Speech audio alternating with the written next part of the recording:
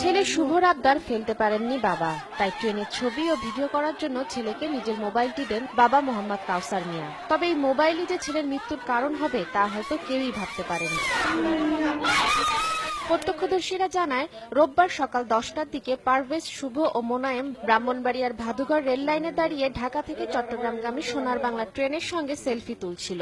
এ সময় বিপরীত দিক থেকে আসা আখাউড়া থেকে ভৈরবগামী লোকাল ট্রেনের নিচে কাটা পড়ে ঘটনাস্থলে পারভেজ ও শুভর মৃত্যু হয়। গুরুতর অবস্থায় ঢাকা মেডিকেল কলেজ হাসপাতালে আনার পথে মৃত্যু হয় অপর শিশুরও। সোনার বাংলা ট্রেন যাচ্ছে আর কি, ওই সময় তারা সেলফি তুলছিল আর কি।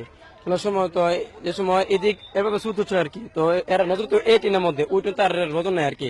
তো অনেক ছেলেরা ডাকে বলছে আর কি যে এই টেনেছে শুনছে না। তিনজন এসে ডাহার হইছে আর ইয়ান তো ডাকতেছে, ডাকার পরে হেরা কোনো ডাক শুনতেছে না, গাড়ির আওয়াজ শুনলে না, এফাদা হে গাড়ি এসে তিনজনের ফলে আর হিডা ফালদা ফুইরাছে গাফানি।